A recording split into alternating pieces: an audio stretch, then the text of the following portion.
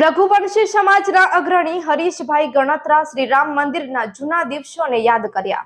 માંડવી રઘુવંશી સમાજના અગ્રણી હરીશભાઈ ગણત્રાએ શ્રીરામ પ્રાણ પ્રતિષ્ઠા મહોત્સવનું પ્રસારણ નિહાળતા જૂની યાદો તાજા કરી હતી. માંડવી તાલુકામાંથી શ્રીરામ મંદિર નિર્માણ માટે ઈંટ અને કાર સેવકોની સેવા અને હરીશભાઈએ યાદ કરતા માંડવી રઘુવંશી લોહાણા સમાજનું રામ મંદિરના જીર્ણોદ્વારના દિવસો તેઓએ યાદ કર્યા હતા. હરીશસિંહજી ગણાત્રા, હું તાલુકા લોહાણા મહાજનનો પ્રમુખ છું અને માંડવી લોહાણા મહાજનનો પૂર્વ પ્રમુખ. કાર સેવા જ્યારે થઈ માંડવીમાં, પહેલી કાર સેવા માટે જે ઈંટો, રામના નામની જે ઈંટોને બધી જ્યારે એનો કાર્યક્રમ વિશ્વ હિન્દુ પરિષદ તરફથી થયેલો, ત્યારે હું નગરપતિ તરીકે અને શહેર ભાજપ પ્રમુખ તરીકે પણ હું હતો. અને તે સમયમાં જે આખો કાર સેવાના જે કાર્યક્રમો ગોઠવાણા, એ કાર સેવાના કાર્યક્રમો અનુસંધાને અને તે વખતે મારા માતુશ્રીની તબિયત નાદુરસ્ત હોવાના કારણે હું અયોધ્યા જઈ શકેલ નહીં, પરંતુ જે અહીંથી માંડવીથી જે લોકો ગયેલા અમારા સાથીદારો, એ બધાને અહીંથી મેં તૈયાર કરીને મોકલાવેલા. અને એમણે કાર સેવા એક વિશ્વ હિન્દુ પરિષદના નેજા હેઠળ માંડવી પ્રકલ્પના બધા સ્વયંસેવકોએ કાર સેવા કરેલી. અને અમને ગૌરવ છે કે આપણી જે રામ જન્મભૂમિ છે એ તે વખતે મુક્ત કરાવી અને રામ જન્મભૂમિને આપણે જે આખો ત્યારથી જે કાર્યક્રમો થયા, એ કાર્યક્રમોમાં અવારનવાર જે કાર્યક્રમો થયા, એ બધા કાર્યક્રમોમાં હું એનો સાક્ષી છું.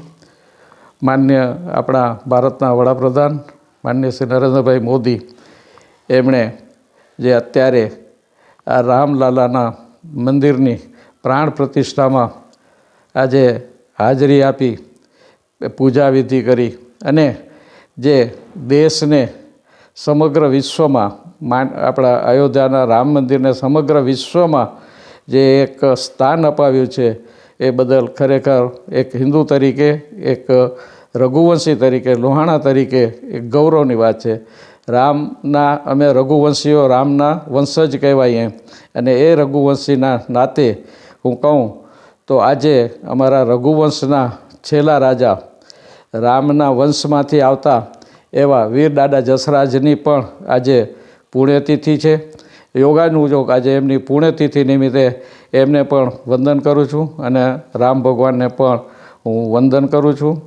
અમે રઘુવંશીઓ રામને પૂજતા આવ્યા છીએ અને એ અનુસંધાને માંડવીમાં અમારું રામ મંદિર દરિયા કિનારે આવેલું હતું, બાંડિયાવારી ધર્મશાળામાં.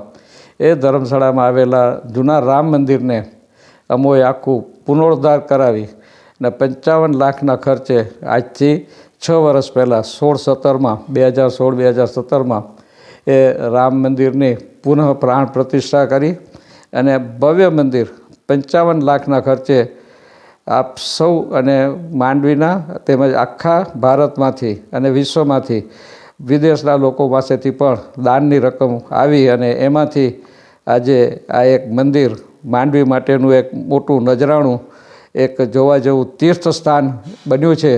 એ એક ગૌરવની વાત છે. આજે એ મંદિરે અનેક જાતની પૂજાઓ અર્ચનાઓ, અનેક લોકો, ફક્ત લોહાણા રઘુવંશીઓ નહીં પણ બીજા સમાજના લોકો પણ ત્યાં આવી અને ત્યાં પૂજાઓ કરે છે. આજે પણ ત્યાં એકદમ સારામાં સારી પૂજા અર્ચના અને મહાઆરતી થશે. અને આજે ત્યાં સમૂહ ભોજન, સમૂહ પ્રસાદ પણ ત્યાં આયોજન થયેલ છે.